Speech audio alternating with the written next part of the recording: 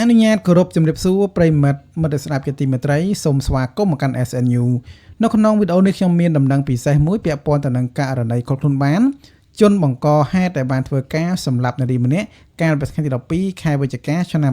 2025ពុកម៉ែបងប្អូនទាំងអស់គ្នាប្រហែលជាមិនទាន់ភ្លេចទេពាក់ព័ន្ធទៅនឹងករណីមួយគឺមានយុវជនម្នាក់បានធ្វើការលបងនឹងលោមនារី CEO ម្នាក់ចូលផ្ទះរបស់ខ្លួនហើយក៏បានសម្លាប់យកទៅកប់ទុកព្រៃក្បែរផ្ទះពេលនេះគឺសមត្ថកិច្ចខេត្តប៉ៃលិនធ្វើការខុតខ្លួនបានហើយ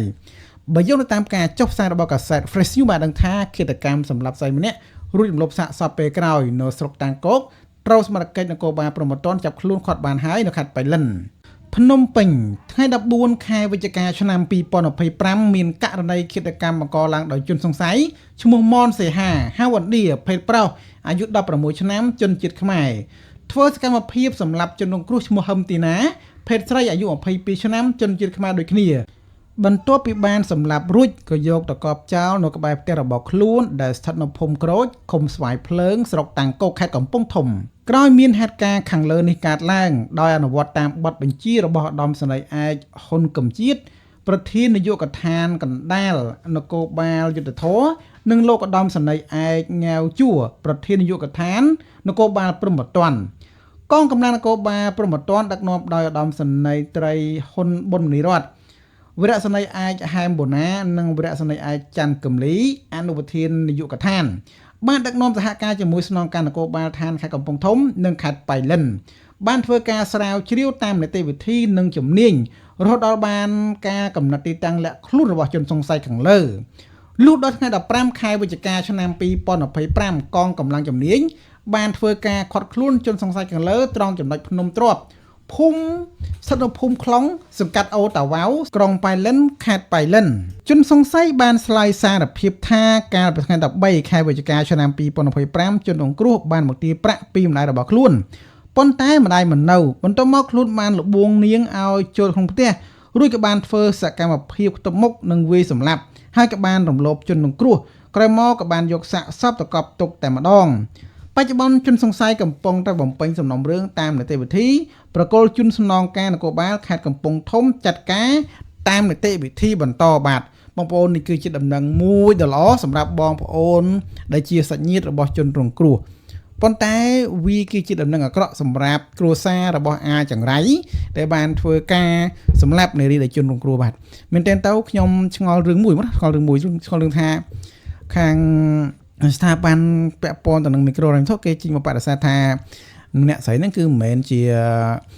ក្រុមការងារមិនមែនជាបុគ្គលិកធនាគារអីទេបាទខ្ញុំចេះឆ្ងល់ថាចុះបើមិនបុគ្គលិកធនាគារចាំមិនមានការពាក់ហើយមិនគេហៅ CEO ហ្នឹងទៅមែនតើទៅទោះបីជាគាត់ស្ថិតនៅក្រោមការងារណាមួយក៏វាមិនជាបញ្ហាដែរឲ្យតែការងារមីក្រូរ៉ាញ់វត្ថុបាទឃើញមានការមានអីត្រឹមត្រូវដែរមិនន័យថាក្រុមហ៊ុនគាត់គឺក្រុមហ៊ុនស្របច្បាប់ហើយកាលណាបើអត់មានការអត់មានអីធ្វើមិនស្របច្បាប់បាទយើងលាក់លៀមមិនទៅពាក់ឯកស្ថាន CEO កើតបាទមួយទៀតសម្រាប់បងប្អូនយើងដែលផ្ដល់មតិថាអូត្រូវតែប្តឹងអាក្រុមហ៊ុនហ្នឹងត្រូវតែប្តឹងអាក្រុមហ៊ុនផ្ដល់កម្ចីហ្នឹងឲ្យវាសងសំណងអីខ្ញុំគិតថាមិនមែនជារឿងមួយដែលគួរទៅប្តឹងក្រុមហ៊ុនដែលផ្ដល់ការងារគាត់ធ្វើទេគាត់ធ្វើការងារមកបានរាប់សិបខែឆ្នាំហើយដឹងជាប្រហែល 4-5 ឆ្នាំ 4-10 ឆ្នាំហើយគាត់បានរស់រៀនមានមុខរបរមានការងារធ្វើគឺដោយសារតែគុណក្រុមហ៊ុនដែរទោះបីជាក្រុមហ៊ុននោះទូចក្តីធំក្តីក៏ជាគុណសម្បត្តិមួយរបស់ក្រុមហ៊ុននៅពេលដែលយើងគ្រោះថ្នាក់ដោយចៃដន្យយើងមើលមិនឃើញទេគ្មានណាមួយឲ្យចង់មានបញ្ហាទេគឺបាត់បង់សមាជិកក្នុងក្រុមហ៊ុនបាត់បង់សមាជិកក្នុងក្រុមគ្រួសារ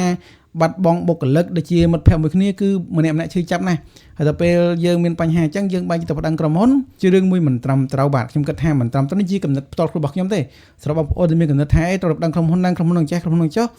នឹងជ្រើសមកបងប្អូនបើសម្រាប់កំណត់ខ្ញុំផ្ទាល់ខ្ញុំគិតថារឿងទៅប្តឹងក្រុមហ៊ុនដែលជាក្រុមហ៊ុនគាត់ធ្វើការដែលជាស្ថាប័នគាត់ធ្វើការមិនមែនជារឿងល្អទេបាទហើយក៏មិនមែនជារឿងដែលគួរតែធ្វើដែរព្រោះក្រុមហ៊ុនបានផ្ដល់ឱកាសការងារគាត់ធ្វើបានផ្ដល់តាំងពីប្រាក់ខែជូនគាត់ដែលគាត់ចិញ្ចឹមគ្រួសារគាត់ហើយបងប្អូនមានកំណត់ថាទៅប្តឹងក្រុមហ៊ុនហ្នឹងអានឹងជារឿងបងប្អូនចុះបាទខ្ញុំសូមបញ្ជាក់តែប៉ុណ្ណឹងតែទោះបីជាណាក៏សូមអរគុណដល់បងសមាជិកដែលបានខំប្រឹងប្រែងរកអាចជនសង្ស័យនេះជនបង្កនេះបានបាទហើយសង្ឃឹមថាបងប្អូនដែលជាសមាជិកក្តីបងប្អូនដែលជាមិនសមាជិកក្តីអាចស្វាគមន៍វាម្នាក់3 4ដៃ3 4ជើងសិនទៅមុននឹងញាត់វាចូលគុកបាទហើយបើសិនជាច្បាប់យើងអាចថាច្បាប់កាត់ទោសប្រហែលជាវត្តចាប់បាបកាត់អីទោសអីទៅនឹងបញ្ហាហ្នឹង